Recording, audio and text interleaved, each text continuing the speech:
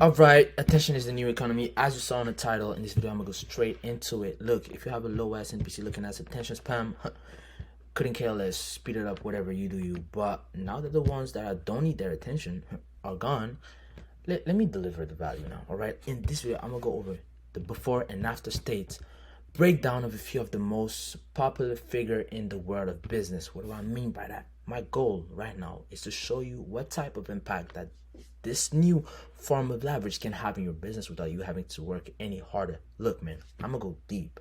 Pause. Okay, so let's look at Alex Hormozi first off. If you know him, you're the guy.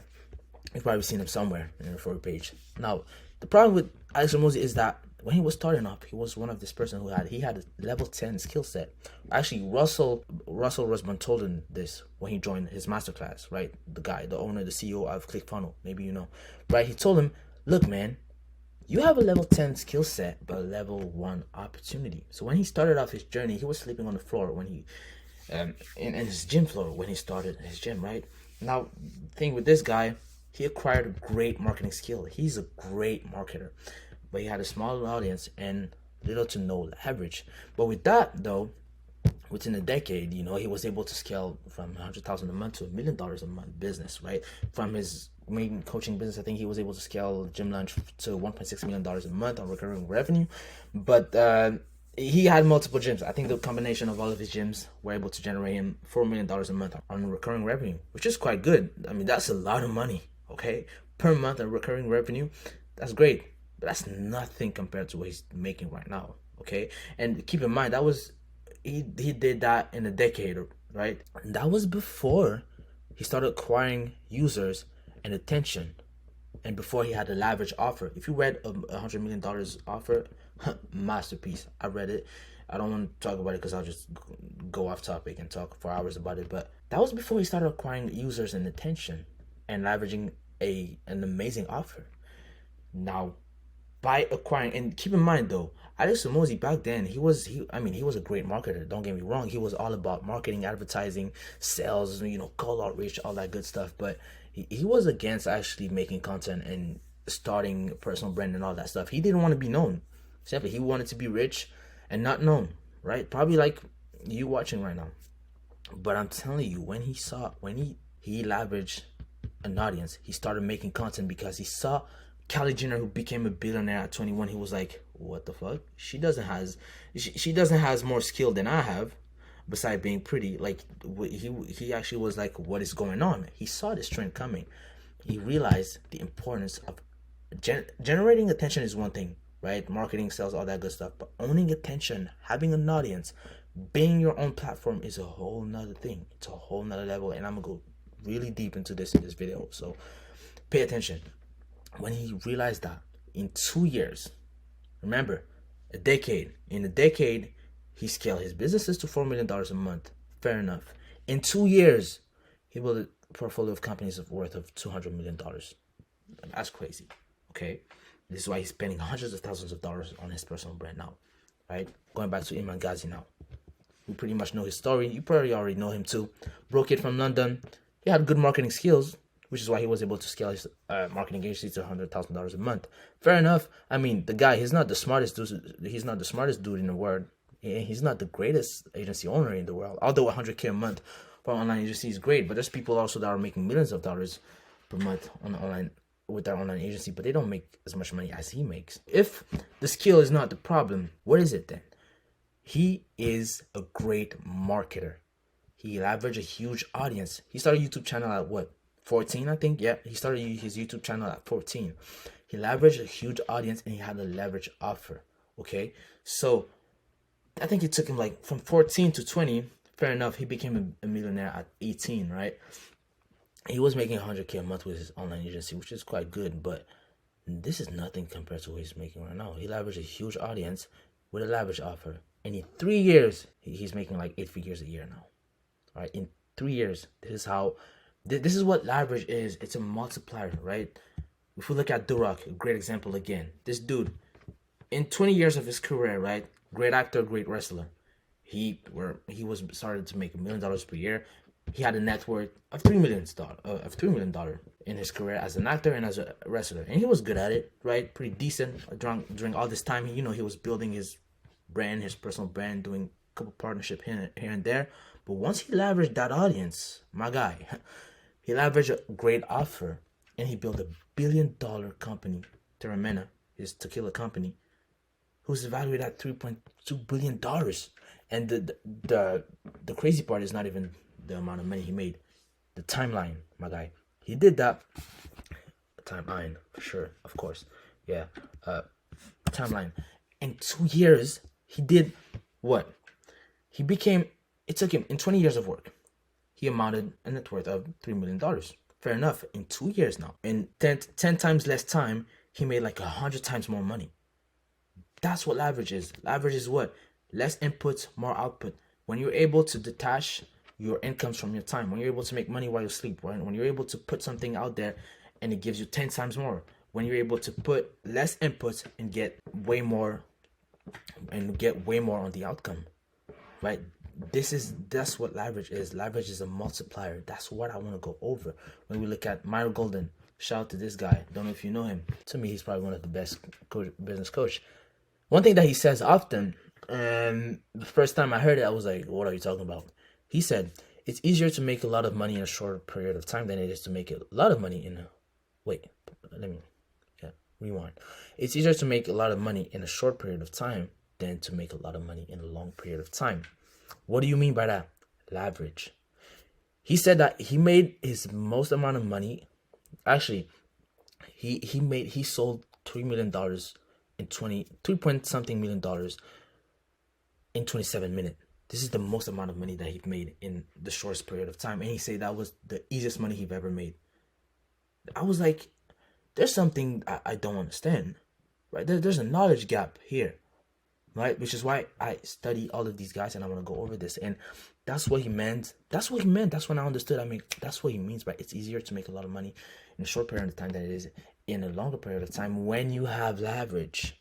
The guy is leveraged. Look, he did it. He sold $3 million in 27 minutes on stage. He did it on stage. I don't know. I don't remember if it was on a webinar. I think it was on stage. That's what he said in his podcast. It was on stage. The guy is leveraged. Why? He started a YouTube channel. He has his audience. He owns his attention. When you think about it, he can make a piece of content. Now, not only he's a great communicator, he is also a great marketer. Okay, he made good content, quality content, and there's a lot of value in his content. But the guy, he make a piece of content, put it on YouTube. Now millions of people can see it, right? This is what leverage is. This is why he started a YouTube channel, right? This is why building his reputation, building his brand is so important. When you hear Myron Golden, listen, I know the guy. When I hear Myron Golden, I think about entrepreneur, black Christian entrepreneur. That's why I relate to him so much, right? When I see his name, that's what I think about. Okay, Conor McGregor, great fighter, right? We all know him throughout his whole career, which was, I don't know, he lasted probably a decade. I don't know, correct me if I'm wrong. But throughout his whole career in the UFC, he was able to collect around $25 million. Fair enough. But that was before his transition, right? Now, in 3 years, just look at the timeline. Okay, that was throughout his whole career, he made 25 mil before his transition. Then in 3 years, okay, he went from, having accumulated $25 million to build Proper Whiskey, his liquor company, scale it to $600 million in 3 years. And that's for his liquor company. And he was also making hundreds of millions of dollars a year via, sponsorship here and there, a couple fights here and there. And one fight, how long is a fight? Like a couple of hours? Okay, one of his fight made him more than he made in his entire career of getting punched in the face, beat up, training hard. Doesn't make any sense. He made $30 million in one fight, which is more than he made in his entire career. Why? Because he had attention. He had leverage. That's what leverage is. He has attention. He made that fight against Mayweather, right? He got paid more in one fight than he did in his entire career. If that doesn't tell you something about leverage, I don't know what will. Okay, and that's what I want to go over. Again here, Kim K. She went from selling expensive fashion items, selling expensive product on eBay. She made a couple bucks from e-commerce, right? Fair enough. And she started her YouTube channel. She started being on TV shows, and she leveraged an amazing offer. And from there, with all that attention she was getting, she was able to have a network of $1.7 billion. And with that attention, she went on and built Skim, which is it was founded in 2019. It's now worth $4 billion in 4 months. She scaled a company from scratch, right? Her body shapewear company. She scaled it from scratch to $4 billion in 4 years. She is like, tell me a company that you know who did that. Lululemon, their main competitors, they hit their first $700 million in revenue in 2021 when they were founded in 1998. Like, Skim did that in 4 years. She did something that Lululemon was never did in like what in 22 years. Skim did what Lululemon barely could do in more than 20 years. Skim did it in 4 years, in less than 4 years. That's what leverage is, okay? That's what I want to go over. The moment they leveled up to a completely different league is when they focused on audience, acquiring a huge audience, and a leverage product, a leverage service, a leverage offer. And I will go more deep on the offer side of things. But let me tell you something, right? Now, in order to make it easy for you to understand the potential of owning attention, I'll share with you two of these teases from these great minds, these genius, right? Naval Ravikant. I don't know if you know him, right? I listen to his podcast a lot. Recently, I'm really into this dude, right? CEO and co-founder of AngelList, right? He's invested in more than 100 companies, right? Including Uber, Twitter, Yammer, and many other companies, right? Great mind, great guy. Shaman Philampatia, right? Sri Lankan born, Canadian and American, right? He's a VC, venture capitalist, engineer and SPAC sponsor, founder and CEO of Social Capital, and he was an early senior executive in Facebook. He was working for the company from 2007 to 2011. Net worth $1 billion, right? 1.2 billion. And I was into this podcast, man, from early 2020, right? I think it was How to Get Rich, and basically, he was sharing the new founders, the new fortune path of wealth creation is assessing permissionless leverage.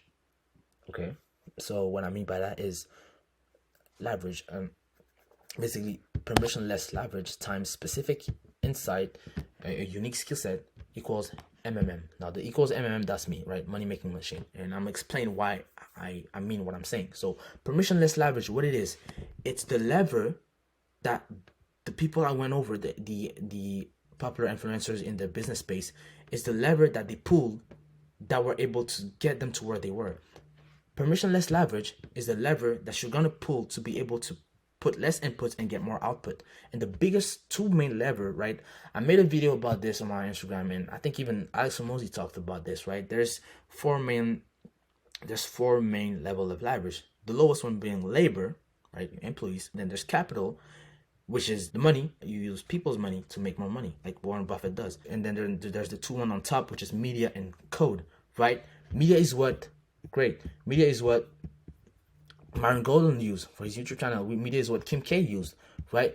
You create a piece of content, you put it out there, and a million people can see it. Probably not your first piece of content is gonna do that, definitely not.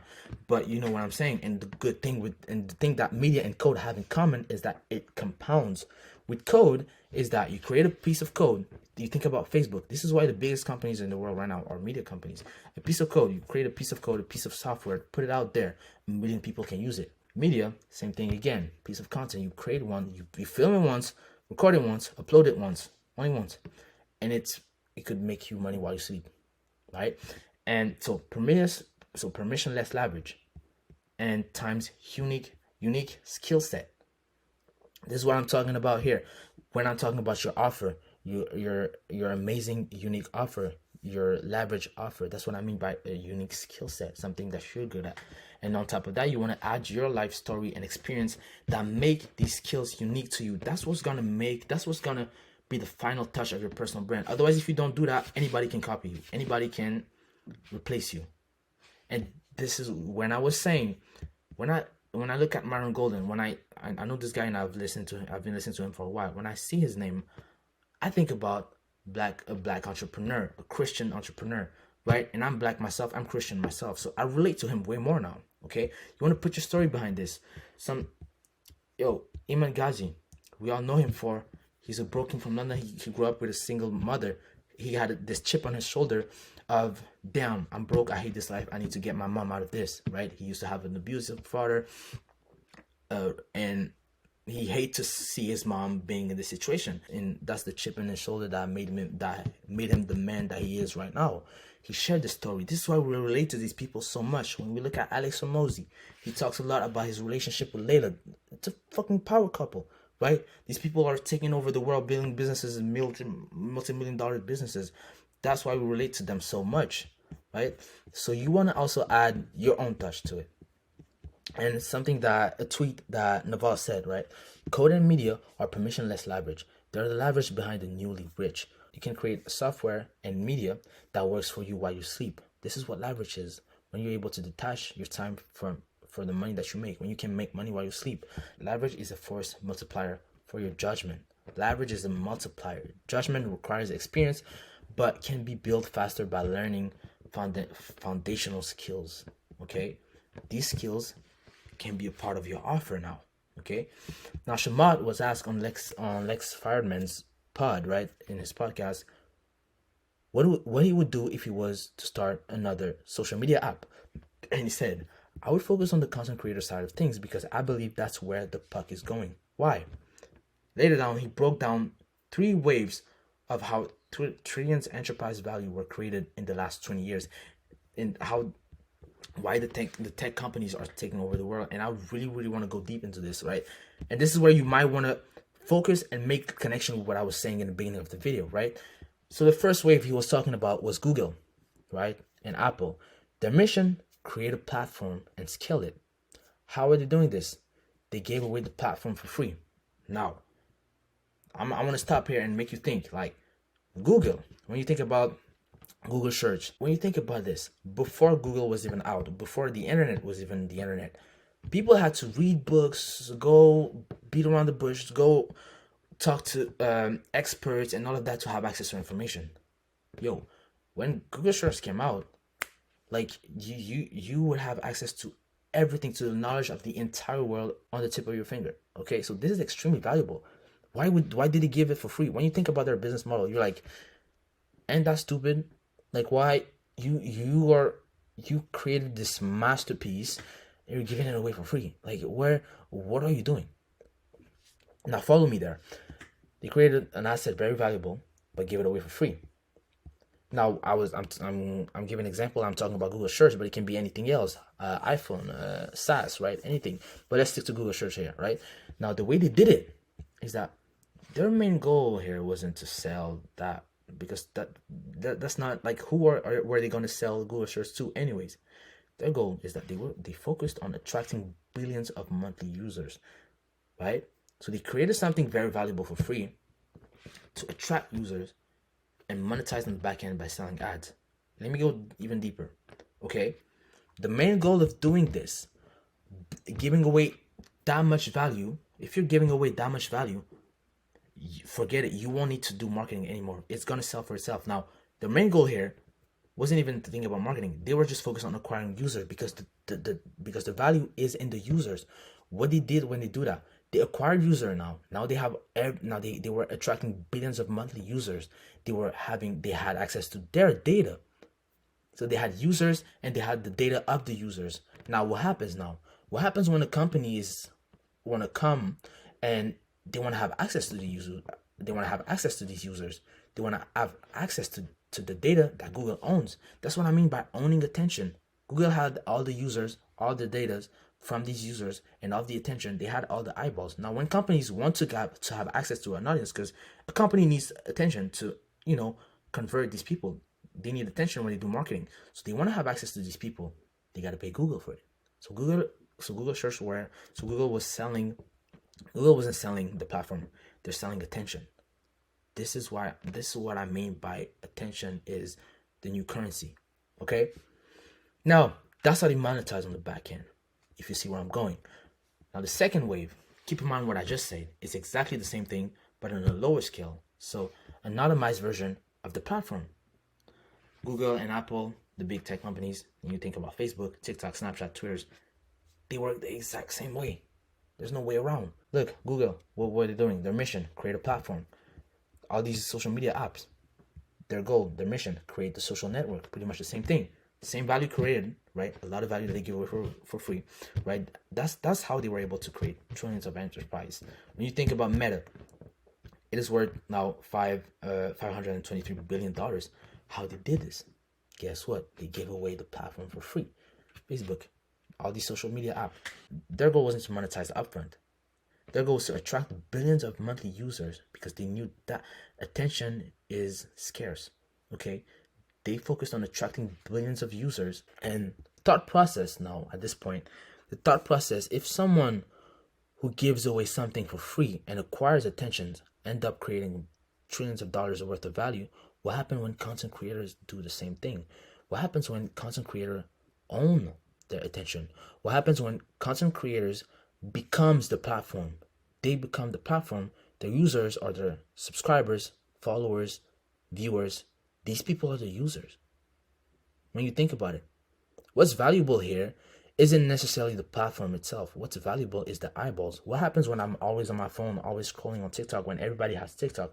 Companies are not going to try and convince me to look away. They're going to pay TikTok to have access to me. They're going to pay TikTok to go through me. They're going to pay TikTok or any platform you're advertising on. They're going to pay Facebook to have access to my data, to have access to my eyes. So the attention is the value here. The next wave is here, content creator. The next most obvious economic unit is our content creators. Mr. Beast, his mission: gather and display news in news feeds, build community inside, give away insights, make YouTube videos, entertain people, right? So free value, right? We have access to YouTube. When was the last time you went on YouTube and look up for something? We're always on YouTube. We're always on using these platforms, right? Give away all the value for free. And by doing that, now he has millions of subscribers, aka users. He acquires users, and now they're subscribers. He probably has access to a couple of data of them. And if he created a great monetization funnel, he could create $1 billion company too. You think about it, right? Like Mr. Beast could started. He did that plenty of time, but like again, he started. You just have put his name on a shirt, make a video about it, sold out in less than an hour. Okay, this is the leverage that he has. This is what Kim K was able to do with Skim that Lululemon wasn't able to do in 4 years. Skim did something in 4 years that Lululemon wasn't even able to do in more than 20 years. This is what happens when you have leverage. This is what happens. Generating attention is one thing, but this is what happens when you own attention. Okay? This is what we do again. You have an amazing offer, a leverage offer, a no-brainer offer. Generate attention into that. Generate attention around that offer. Educate that attention. Own that attention. Educate that attention by posting consistently, right? The more you post, it compounds. So educate that attention and then convert it in no time. Okay? Now, funny enough, right? A few years ago, Facebook would track everything about everyone, and if you had a product to sell, you could easily find the best audience to advertise your product to, right? Now today, it's a completely new, different story. With the new privacy and cookie policies, you can't track much unless people opt in.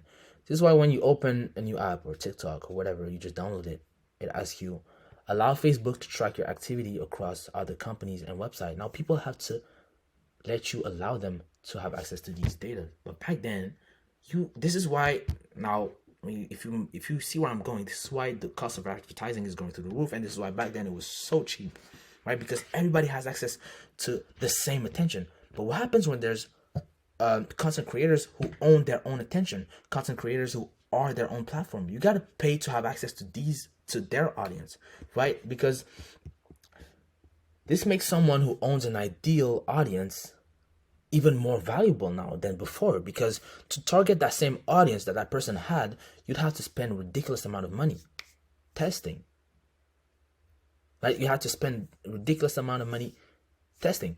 Example, right? You want to sell a body shapewear, right? A body shapewear online, whatever, right? Fair enough, right? And you want to target the people that are into body shapewear, right? Now, you would have to spend crazy amount of money to target the audience that Kim K has for Skim. How many followers does she has?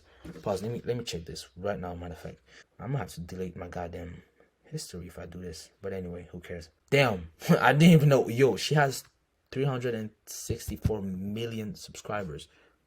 Right? Yeah, you see it, whatever. So, let's say just hypothetically, half of these people probably bought one of her products, right? Now to have access to that same audience, and she has, those are her followers. She got 10 times more viewers, right? So to have access to that same audience that she owns, you would have to spend a ridiculous amount of money to have access to that same audience, to these hundreds of millions of people. But she owns it. She just show off her body and see like, hey yo, this is my new kit. Boom, sold out. Oh shit, right? Now, when you own eyeballs, you get in the flying wheel of owning attention, like tech companies. And now this is where you should probably lock in, because right, I'm gonna go deep there, right? Pause. But here, this is basically their business model. This is basically how it works. This is basically the system behind the scene. First off, like Google did, right, or any like media company did, they build an incredibly valuable, attractive piece of asset. When you think of Google search, they gave it away for free, but it's extremely valuable, right? But their goal wasn't to sell the platform or whatever. This is not where they're trying to monetize. They're trying to get users. That's where the value is. Now, to get users on the platform, attract billions of monthly users, right? Even Spotify, any platform like that, they monetize on solving future problems that these users have. Now, let me land. These users hop on the platform, okay? And basically, they turn the asset, okay? Here, the asset, the value that these people just have access for free, they turn that asset part of someone's life to create a habit of consumption. Yo, I was talking earlier about how we're always on our phone. That's how they do this. They get us hooked to their platform. All of our attention is on this platform now. All of our attention. This is what I mean by the value is our attention, right? We're always on these platforms, scrolling, watching videos, listening to music, whatever it is. It's a part of our daily life. Now, for a company to have our attention, they're not gonna try and get me off my phone, get me off TikTok. They're gonna pay TikTok. They're gonna pay Instagram. They're gonna pay Facebook to buy our attention. That's how they do it. That's how these companies, these tech companies, monetize. That's how they monetize on the back end, right? This platform becomes a part of our daily habits, of our daily lives. This is where all of our attention is going now, on TV, on our phones, and companies want our attention for their product. Well, where is everybody looking at? On this platform. Okay, great. Let me pay this platform to have access of a couple data of mine, have access to my eyeballs. And now what happened with this value? Now, the more we spend time on this platform, the less they need to advertise, basically, because we are sharing it. We are, with all the interaction that is going on, they barely have to do any advertising, right? They are selling attention when you think about it. That's how it's run. Google, like I was saying in the beginning, Google search, all known knowledge for free. We have access to the entire knowledge. Everything is at the tip of our finger now. ChatGPT, don't even get me started, right? Now, let's stick to Google search. Let's say, and I'm gonna make an example right there. You go on Google, right? I'm gonna make a live example right now, okay? You go on Google. Wait, let me just go there. Okay, great. You look up how to generate leads for my coaching business. Fair enough. Let's go here. How to leads for my coaching business. Fair enough. You get there. Contact leads in minute. Bark.com. They pay Google to be there. They pay Google to show up on your face. Why? Because they know you'll be looking for this. They know Google is where you would be looking for how to generate leads for my coaching business. They know you'll be out there looking for a solution. They have the solution. They're like, oh, I have the solution for these people. Where are these people? How can I get their attention? Google owns it. Google owns that attention. What else does Google? What else does Google own? They have everybody's on Google. How can I make sure I'm attracting the right people? Oh, Google owns data. Okay, well, I got a solution. I'm looking for this type of people who are looking for lead generation for their coaching business. I'm gonna ask Google to have access to these data and to these users, and I'm gonna pay them for it. Boom. That's how it works. Bark.com. Don't know who the fuck that is, but they pay Google to show up on your face. TikTok, uh, Think Fuel, or whatever, LinkedIn, Grownbo, get responses. Okay, yeah, but you get the point. This is how it works, right? And then lead gen agencies, if you're looking to get leads for your coaching business, well, guess what? Lead gen agencies pays Google to show their solution to each seekers, aka you, aka what I just did right now on Google search, right?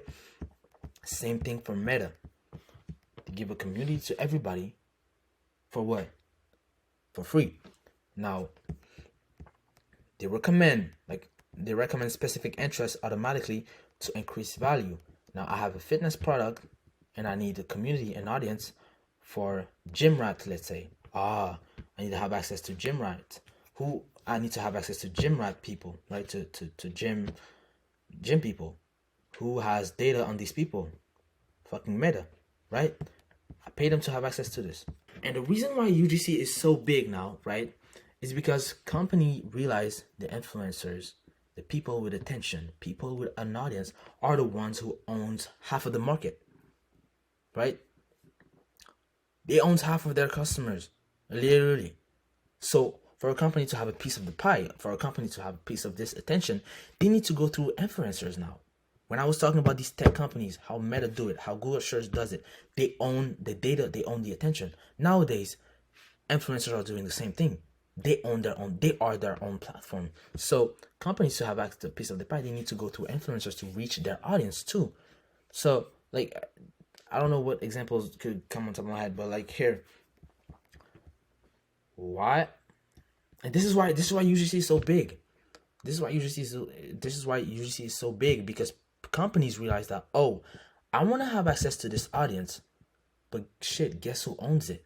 Teenagers on YouTube, teenagers on TikTok. They own this attention. They have a certain following. They have a certain audience. They have certain data that companies are not paying these influencers. Yo, if I want to sell something now, this is how it's going nowadays. If I want to sell something, I'm not gonna work my way up and try and build my own audience around a product that I'm probably not gonna sell for the rest of my life. No, I'm gonna find someone. If I'm trying to sell shoes, I'm trying to find a sneakerhead who has a lot of following online. Pay him to promote my shoes, get a cut, whatever, and that's how I will do to have access to his audience, right? That's what companies are realizing now. That's my sister. She's doing UGC now. That's how big it is. She's in high school. She's making money from it. She could quit her job, but she likes her job too much to do that. But shit, if I was her, you know where I'm headed, right? Like, companies realize that this is how they're gonna have. That's the type of move they're gonna have to make. Why do you think Jordan 1s became such a good hit? Because the GOAT, Michael Jordan. Because they realized that with the rise of MG, they realized he was getting all the attention, all the hype. Nike had to tap into this. They were like, how could we do this? Nike had to go through MG to reach the rest of the basketball community. He had couple sponsorship here and there. They made a deal with him because they knew that this dude owns like 90% of the attention of the basketball community. If Nike wants to reach that audience, they have to get through Nike. They have to get through MG. They have to pay Michael Jordan to have access to this audience that is booming at that time, right? So Nike realized this because MG was the big thing at the moment in the basketball community. Before the deal with Michael Jordan, Nike's audience wasn't that big in the basketball community, really, right? Because they realized that one thing: Michael Jordan owned that attention. Because he is the GOAT, duh. But you understand my point here, right? And this is the importance. This is what I mean by owning attention. Now, I had to stop everything I was doing to make that video because there's a lot of value in this, right? And I do not want you to, and I don't want this to go over your head. I don't want you to sleep on this, because I genuinely think that, I really think that attention is our new currency now. Attention is the new currency now, right? This is where everything is moving. This is why all the biggest companies in the world are media companies, right? So if the biggest lever you can pull right now in 2024 is rather media or code, one of those, right? And I'm assuming if you're watching this, maybe you're an online coach, agency owner, whatever, you might want to pull the media one, okay? You want to put your name out there, put your story out there, brand yourself, be the face of your business. On top of that, if you know how to do this, you can forget about competition. Like, bro, listen, okay? Let me go back to what I was saying in the beginning. Who do you think Mario Golden is competing against? Nobody. And he said it himself, right? He said it himself. He doesn't believe in competition. There's no such thing as competition when you're Mario Golden, because there's a story behind him. He has a personal brand. That's the point of a personal brand. Who do you think The Rock or Iman?